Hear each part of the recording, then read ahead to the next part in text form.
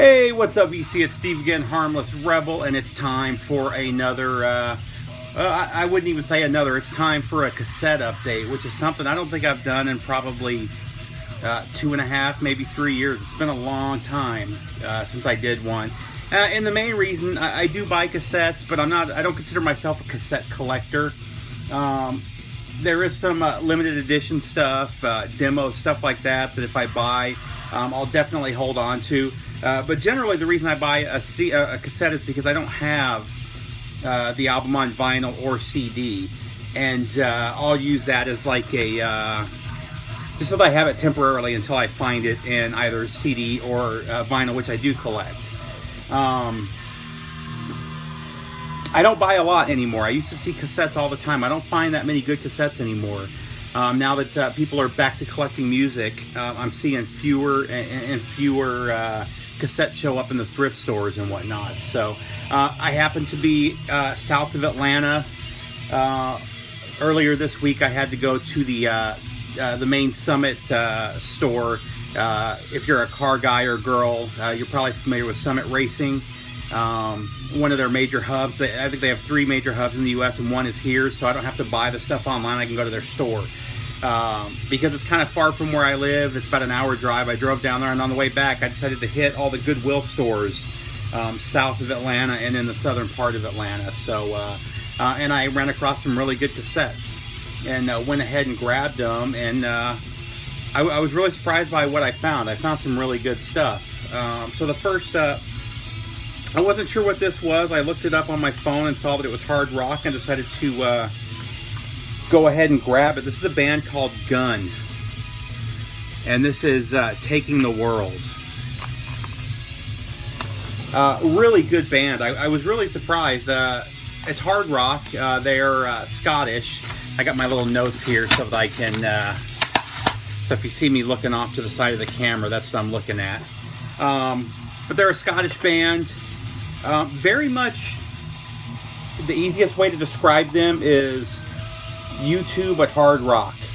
A little bit of NXS there too. There's a couple songs on here that reminded me of some early NXS tracks, which is funny because as I was reading, I found out that one of the guys from NXS went on to join Gun a few years after this album came out. But if you're a fan of U2 and you're a fan of hard rock, then I would definitely recommend picking up the album, CD, or cassette of this band. And this is one that I'll definitely be on the lookout to find on vinyl. Next up, this was a really cool one too. This is a band that I had never heard of. I guess I kind of was aware of them, and I'll get to why in a minute. But again, I had never listened to them and was really shocked when I heard what it was. This is a band called Rock City Angels, and the album is Young Man's Blues. It's an LA bluesy sleaze type of band, kind of cross Britney Fox and Guns N' Roses, very much in that vein. Really good band, really dug them. They were part of that late 80s LA sleaze scene that Guns N' Roses and Britney Fox were part of. And what made this band really stand out, and I didn't know that until after listening to this was actually Johnny Depp's band. And I always thought that he went to music later, after already being famous. It turns out he was actually in this band before he made a name for himself. And the reason he left the band was because he got the gig on 21 Jump Street. Had it not been for that, he would have been on this cassette. So what happened was, Guns N' Roses, I believe it was 88, released Appetite for Destruction and got really big. This was another big band in that scene. They had been signed by a smaller label. They put out an album with Johnny Depp. It never saw the light of day, though. What had happened was Geffen came in, I think it's Geffen, bought out their contract from the smaller label. They shelved that album with Johnny Depp. Again, Johnny Depp wasn't famous yet, so they weren't trying to push that out for money. They brought him back into the studio, and they recorded this album, which is really good, just bluesy sleaze. One I highly recommend checking out if you're a Guns N' Roses fan. Geffen was the thought was they were going to cross promote the two bands, and what had happened is Guns N' Roses hit the market first, They were the bigger success, so Rock City Angels kind of got pushed to the side by the label. I think they would have been just as big if not for that. Definitely worth checking out. This is definitely one I'll be looking for on vinyl because I really want to get this one. Let's see what we got next. Oh, this is one I was familiar with. I've never owned it though on CD or vinyl, but I remember this from MTV back in the day. This is the self-titled album from Shotgun Messiah. Shotgun Messiah is another Swedish band. Definitely that LA glam sleaze sound. The musicianship is really amazing on here, better than what you expect from most of the sleaze bands. There's an instrumental on here called the Explorer that's absolutely amazing. Just mind-blowing guitars. The guy is a shredder. Not just bluesy. I mean, there's some straight up metal elements to this, and I really liked it. Not sure why it was called the Explorer. Actually, I thought it was called the Explorer because I was thinking that the guitarist was playing an Explorer.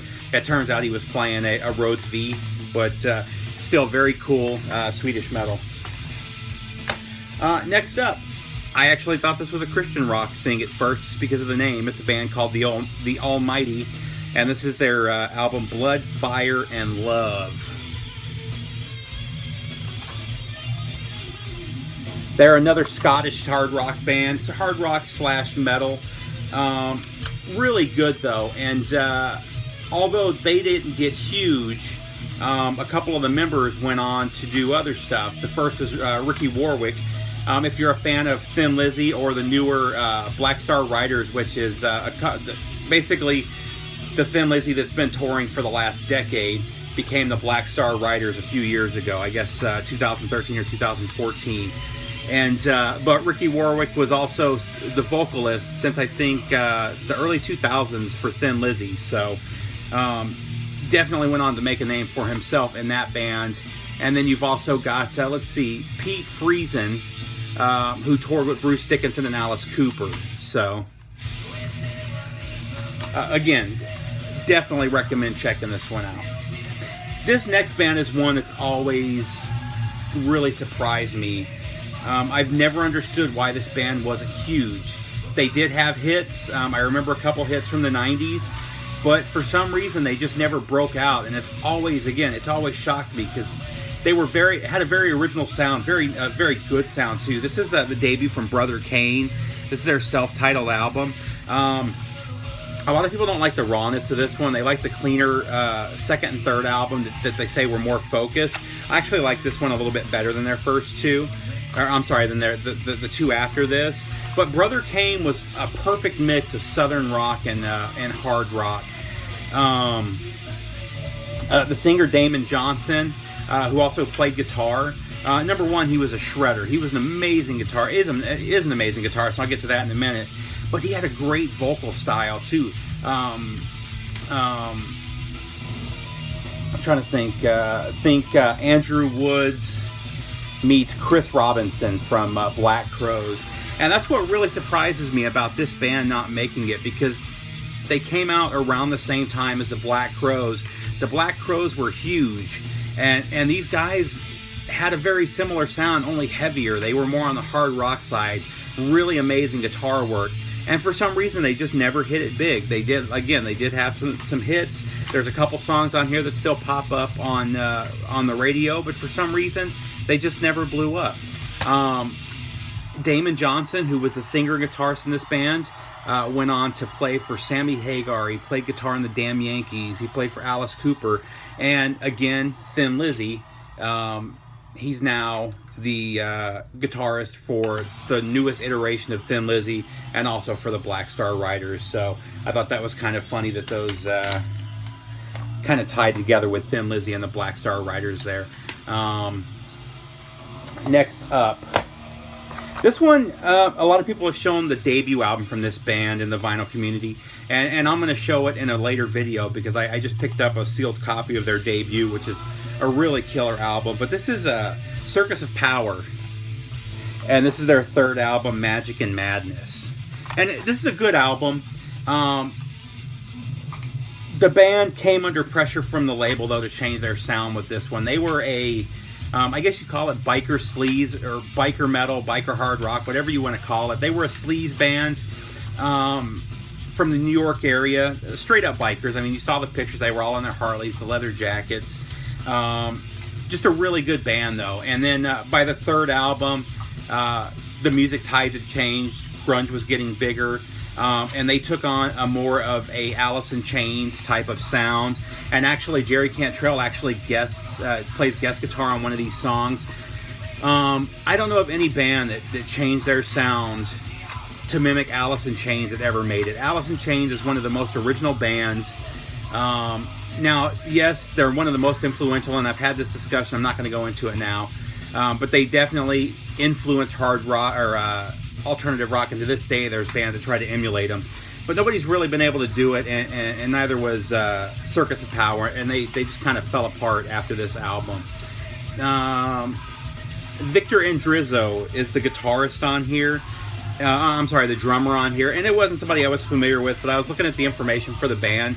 He's actually been on like 50 different albums and toured with like 15 different bands. He's a session and studio drummer. And the guy's pretty amazing. I saw some of his videos. But he's the only one that's really come out of this band with their head above their water.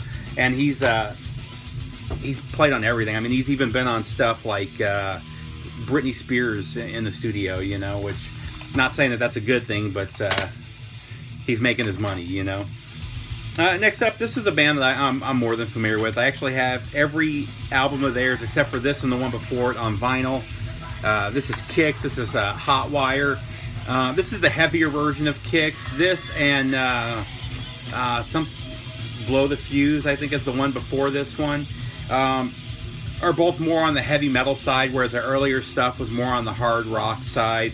The two heavier ones are definitely my favorite from the band, at least from what I've heard. I haven't heard their later albums from the 90s. I think they had one a few years ago as well. But just really good hard rock / metal, and that's one I definitely need to find on vinyl.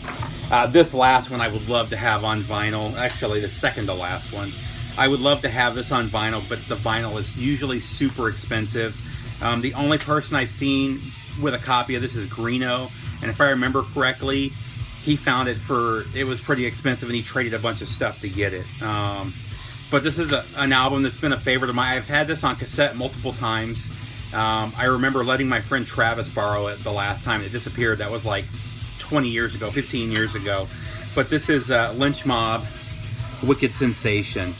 This is George Lynch's debut from his band, Lynch Mob, after he left Dokken. This is still very much in the vein of Dokken. I love this album, though. I've liked most of the stuff that Lynch Mob's done, but I don't think any of it's been as good as this debut album. So definitely worth checking out if you've never heard this. And then last but not least, this was one of my honorable mentions last year on my best albums of the year list. I really dug this album. I really wanted to get it on cassette, but this was only released as boxes. So they had 3 different vinyl box sets, which were 100, 120, and like 140 bucks. And what they were was, there were a couple of, it was like 2 or 3 LPs. There were a bunch of silkscreen pictures with the lyrics on the back. There was some stickers, some stuff that was signed by Rest. If you know who Rest is, you know where I'm going with this. It was also released on CD. With the CD, you can get for relatively cheap. It's like 10, 12 bucks. And then they did this really limited. So the LP releases of the 3 box sets, the 3 box sets totaled 1,000. So there were 1,000 box sets total. The cassettes, they did 500 of. So I went ahead and ordered this. I found it for like 12 bucks. They usually sell for about 20. One of the websites was having a clearance on some stuff, so I went ahead and grabbed this. This is Scar-Sighted from Leviathan. Really cool box here.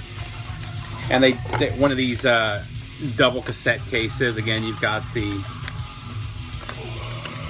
so what's cool about this is it's got almost all the stuff from the actual box set, the vinyl box set. So you've got the, you can see the artwork here. It's some really cool artwork. I don't know how well you can see this, but I mean, just really killer artwork. And then it's got all the little, remember I said they had the silk screen cards. Well, they're large ones, 12 inches. This one they have little mini versions. And there's one, a picture for each song. And then, so you got the picture, and then you've got the lyrics on the back of it, which is really, really cool. And then on the opposite side, you open it up, and this one is just a small picture, but then you've got the cassette. So there's Leviathan, scar-sighted on this blue cassette. You've got side Alpha and side Omega, which I think is really cool. The problem is it doesn't sound good, and I was really disappointed by that because, and I know what some of you were thinking, cassettes just don't sound good. I've got some new cassettes that sound absolutely amazing. They sound just as good as CD or vinyl. Actually, one I didn't show, I'll show this one too. This is Tush, the ultimate self-hatred. This was a recent release on Texas Metal Underground too. And I mean, it sounds killer. The new Metallica sounds killer, you know, so it's not an issue of that. You know, they went through all this work to put together this really nice, this really beautiful box, and then the CD or the cassette just sounds shitty. So I'm kind of disappointed by that. Still a very cool box. Now I'm gonna have to go and buy the CD for it so that I can listen to it, because again, I'm just not happy with the sound of the cassette. So that's pretty much it, guys. I just wanted to do something a little different. It's been a long time since I did one of these. Oh, in the background, so in a video, I think a couple days ago, Cloudy Milder was doing his where he pulls 3 random records, and he pulled one of the early Testament live albums, live at Edinburgh. I can't remember the name of it. And I started talking about this particular album. This was actually my introduction to Testament. I got into Testament really late compared to the other thrash bands. This came out in '93, and I got this right when it came out, and I bought it because I thought the album cover looked really cool. I was aware of Testament. I had heard of them. I just never listened to them at that point. And in the early '90s, I was getting more into death metal at that point. And again, this is very in line with the death metal stuff that I was listening to at the time. So I went ahead and grabbed it. This is a 6-song EP that's live EP that's killer.